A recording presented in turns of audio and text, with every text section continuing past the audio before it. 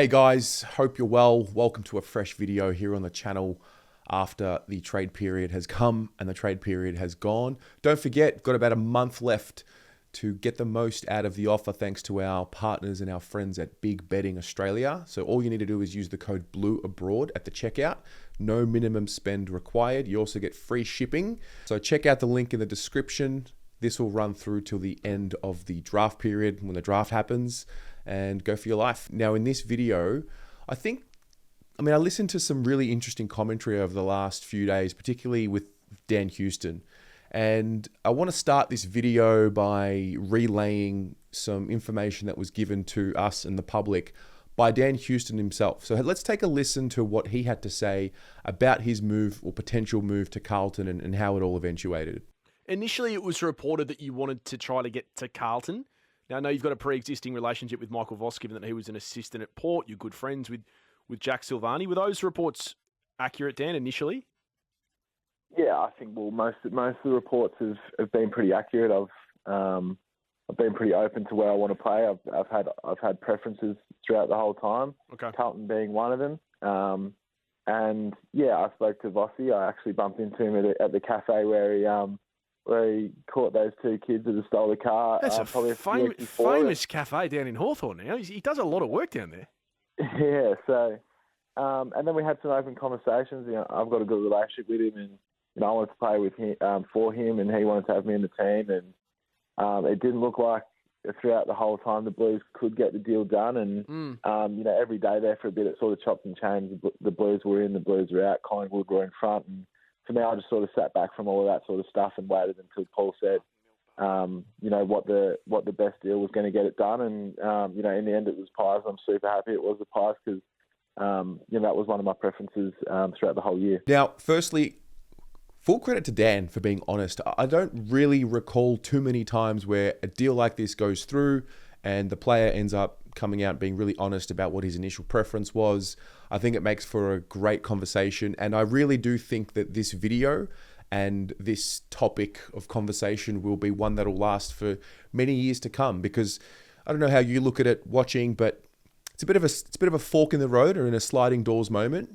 Do you go for Houston? Do you get the deal done under any circumstance, or do you see the opportunity for pick 3 and do you go for that? So there's a few things and the few themes that came to mind that I want to unpack with you and have a debate and a discussion below, because from what I was seeing in the commentary with all of you, it was pretty split. It was evenly split, go for Houston or don't go for Houston. Now, obviously in the short term, Houston will be, I would guess, better than pick 3 is going to be next year.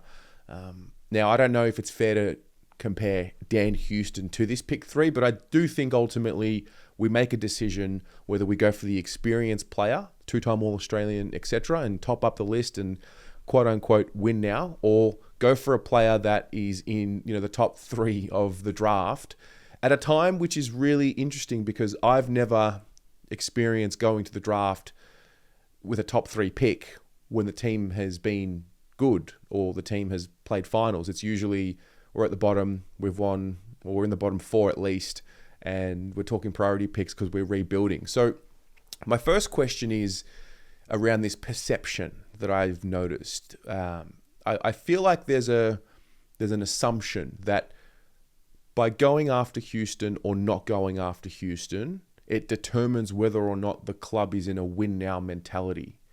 I don't believe that, personally, not getting Houston means that the club and the planning around the team is one where they're not thinking win now. In actual fact, I think it's the opposite. I think this shows that we're about winning now still. And the reason why I say that is because if you look at the makeup of the list and look at all the long-term contracts, the 5+ year contracts, they're all there. They're all there.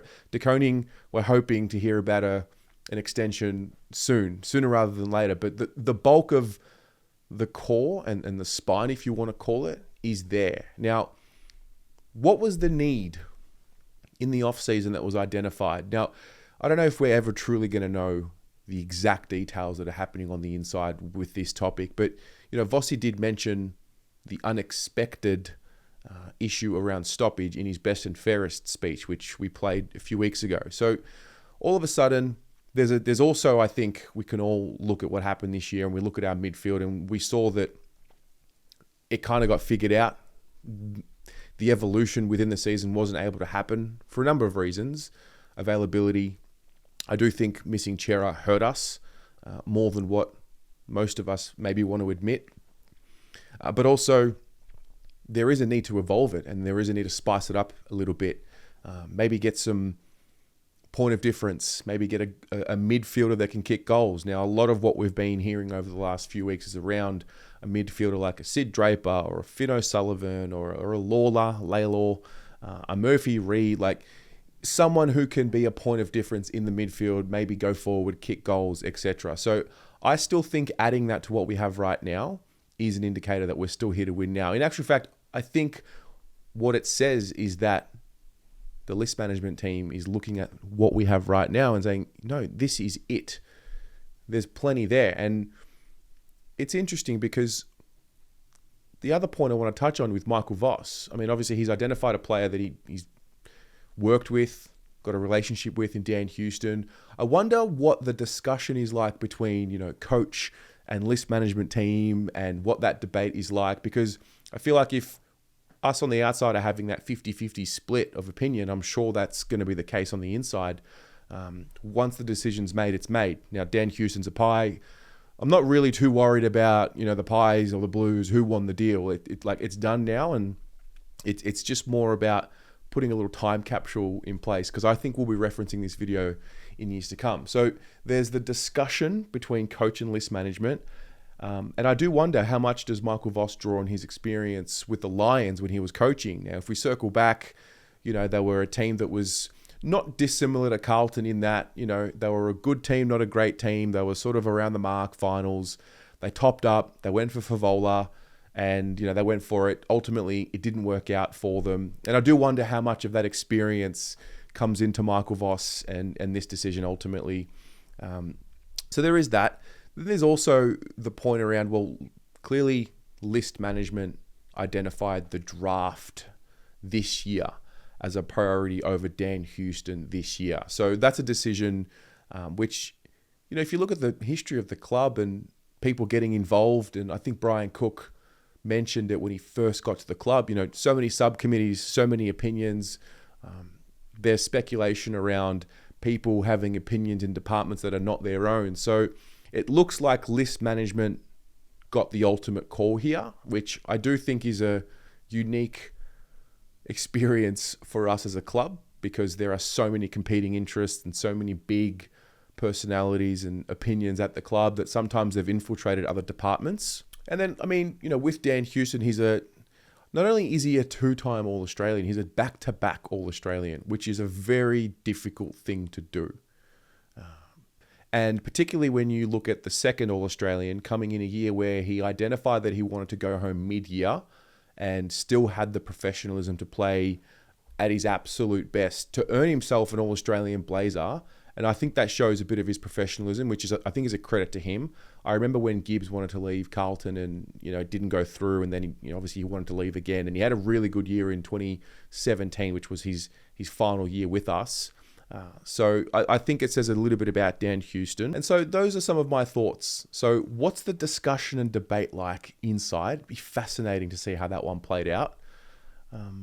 What does Michael Voss draw on his experience, ultimately identifying a player who he thinks he can work well with and thinks can add to what we already have, but then drawing on his experience of what happened at the Lions? And then the mentality around not getting Houston or getting Houston determines whether or not we're in a win now space. So maybe that third one is more contentious and more debatable. So in your view, when you look at the whole situation now and how it played out, do you believe that not getting Houston means that Carlton are not looking at winning now? And why? I'd love to open up the chat and discuss it. And I'm really curious to watch this video again and watch the discussion and debate that we have in the comments below, and watch it in many years to come. In 3 to 5 to 6 years, I don't know how much more Dan Houston has in the league. Let's just say he gets to 34. So what's that? Or 33, 34. So what's that? 6, 7 more years? pick 3 is going to be right in that sweet spot of his career. So let's see. We'll chat about it and go from there.